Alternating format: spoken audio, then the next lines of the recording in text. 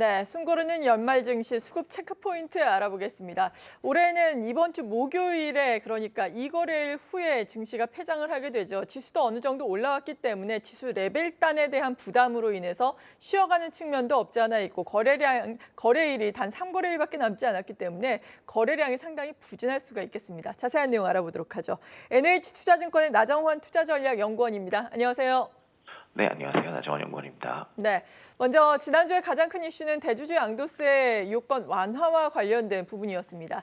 이 부분과 관련해서 또 개인 투자자들의 수급이 추가적으로 유입될 수 있을 것으로 기대를 해봐야 할지 이 부분의 모멘텀은 끝난 것인지 일단 판단은 어떻습니까? 일단 말씀 주신 대로 대주주 기준 자체는 현행 10억 원에서 50억 원으로 상향되는 이런 개정안이 입법이 예고가 됐고요. 이는 26일 국무회의에서 의결이 될 예정입니다. 일단 양도세 기준 완화 자체는 이게 주식시장으로의 자급 유인이 되는 그런 요인이라기보다는 연말의 변동성을 좀 줄여줄 수 있는 요인이라고 판단을 하고 있어요. 일반적으로 연말에는 개인 투자자들이 연말 양도세 회피 물량으로 그러니까 매도세가 출회를 하고 배당 나길에는 배당 차익 매도 물량으로 인해서 연말에 사실 주가 변동성이 약간 높아지는 경향이 있거든요.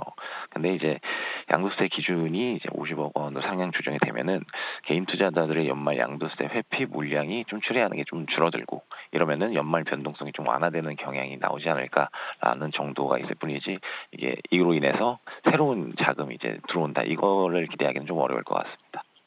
네, 그리고 배당 락도 관건입니다. 다만 배당을 많이 주는 금융주를 필두로 해서 많은 기업들이 또 배당 기준일이 12월 결산법인 같은 경우에는 올해 12월에서 내년 3월로 미뤄진 기업들이 많기 때문에 배당 락일의 변동성은 예년에 비해서는 크지 않을 것이다라는 분석도 나오고 있는데 그럼에도 불구하고 변동성은 어느 정도 불가피하지 않겠습니까? 이럴 때 필요한 전략은 어떤 게 있겠습니까? 네, 맞습니다. 그 배당 기준일 자체를 조금 변경을 하려면은 우선 기업이 배당 절차 관련해서 정관을 변경을 해야 되거든요. 그런데 지금까지 코스피 시장에서 이렇게 정관을 변경한 기업이 한 23.7%, 코스닥 기업 중에서 한 30% 정도거든요. 그래서 이들 기업이 배당 기준일을 이제 바꿀 수 있다. 그러니까 바꾸지 않아도 되는데 바꿀 수 있다라는 거기 때문에 어느 정도 예전처럼 약간 배당 락일에 매도 물량이 이렇게 쏟아져 나온다. 그러면서 지수가 좀 급락한 사태가 발생할 것은 가능성이 좀 낮아진다 정도로 보면 될 것 같아요. 그러니까 변동성이 조금 완화된다는 측면에서 좀 긍정적이다라고 볼 수 있고, 아직까지는 12월 결산법인이 다수 존재합니다. 그러니까 배당 라기를 기점으로 투자자들이 배당주에 관심이 좀 낮아지고 주가가 좀 조정이 받는 그런 계절적 현상은 뭐 일부 있을 수 있다. 그리고 프로그램 차익 거래도 연말에는 약간 조금 배당 라기에는 이제 매도세가 나오고 연초에는 다시 이렇게 매수하는 그런 패턴을 보이기 때문에 약간 올해까지는 배당 라기 전일에 이렇게 배당주를 매수하는 그런 전략 자체는 어느 정도 유효하지 않을까라고 생각을 좀 하고 있습니다. 네, 그리고 올해 막판에 IPO에 나선 기업들이 따따블에 잇따라 성공을 하면서 IPO에 대한 기대감이 높은 상황입니다. 내년에도 IPO를 준비하고 있는 기업들 우리 어떤 것들을 볼 수 있는지 내년에는 IPO 대어들이 좀 있는지 궁금한데요. 어떻습니까?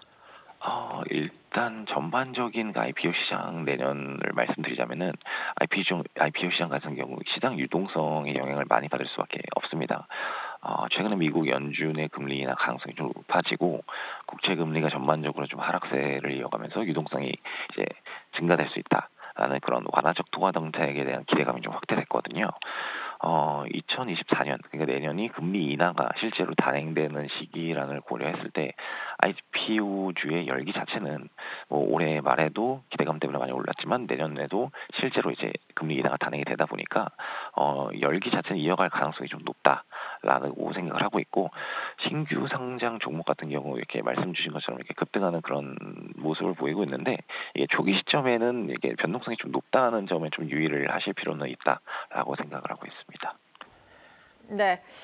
그리고 지금도 말씀해 주신 것처럼 금리 인하에 대한 기대감을 시장은 빠르게 또 지수라든지 여러 가지 종목에 반영을 하고 있는 상황입니다. CME 페드워치에 따르면은 지금 3월 20일 FOMC 회의에서 기준금리가 인하가 될 것이다라는 전망이 74.1%로 상당히 크게 나오고 있는 상황인데 이에 따른 투자 전략은 어떻게 세워보는 게 좋을까요? 일단 11월 달, 12월 달 주식시장에서 금리 하락 효과를 빠르게 선반영을 했죠. 그래서 저희는 1월에 주가지수가 추가로 이렇게 크게 상승할 여지는 좀 제한적이다 정도로 생각을 하고 있고, 주가지수가 박스권에 머무르는 가운데서 좀 종목 간의 차별화에 집중할 필요가 있다라고 생각을 하고 있어요. 계절적으로 1월에는 좀 수익률이 그러니까 12월에 부진했던 그런 소외주가 좀 이렇게 아웃퍼폼할 가능성이 높고요. 이런 종목에는 시가총액 쪽 중소형주라든지 아니면 가치주 스타일, 업종 단으로는 유틸리티, 뭐 필수 소비재, 에너지, 헬스케어 업종들이 있는데, 일단 제가 말씀드릴 크게 두 가지 업종은, 일단 첫 번째는 실적이 좀 턴어라운드 할 수 있고 AI 혁신의 수혜를 받을 수 있는 반도체와 IT 하드웨어 정도가 있다고 생각을 하고 있어요. 반도체 같은 경우 최근 가격 상승에 따라서 실적 상향 조정이 일어나고 있다는 점이 좀 긍정적이고요. 최근에 전통적인 IT 기기, 뭐 PC라든지 이런 부분에서 수요 회복이 좀 나타나고 있다는 점도 24년도에 반도체 상승을 가속화할 수 있는 그런 요인이다라고 볼 수가 있습니다.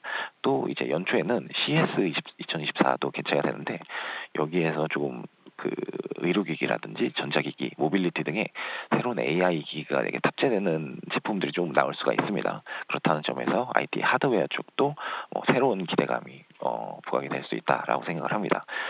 두 번째로 말씀드릴 업종 딴에는 금리가 이제 피크아웃을 하고 내려오는 시기, 이럴 경우에는 수혜를 받을 수 있는 업종이 인터넷 게임이라든지 제약바이오 이런 업종이 있는데, 사실 과거에 금리 하락 민감도가 높은 종목이 인터넷 게임, 헬스케어 이런 성장주 이런 종목들이거든요.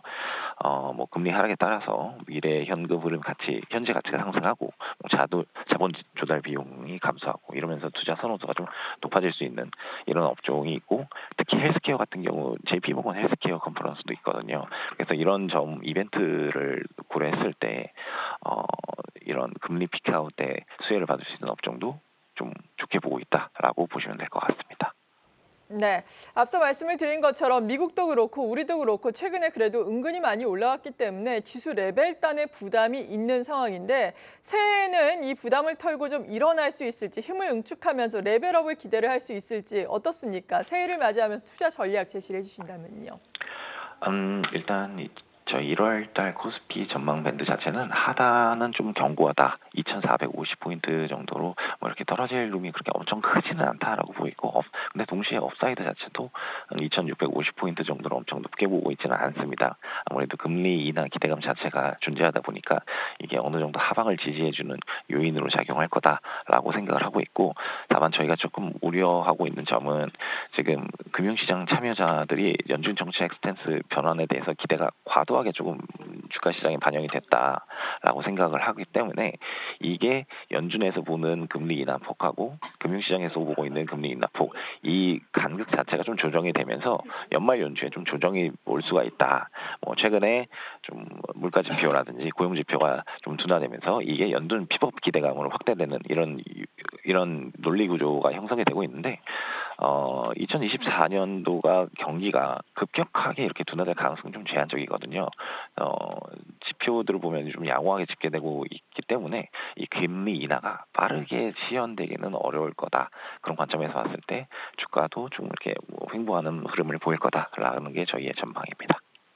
네, 지금까지 NH투자증권의 나정환 투자전략연구원이었습니다. 고맙습니다. 네, 감사합니다.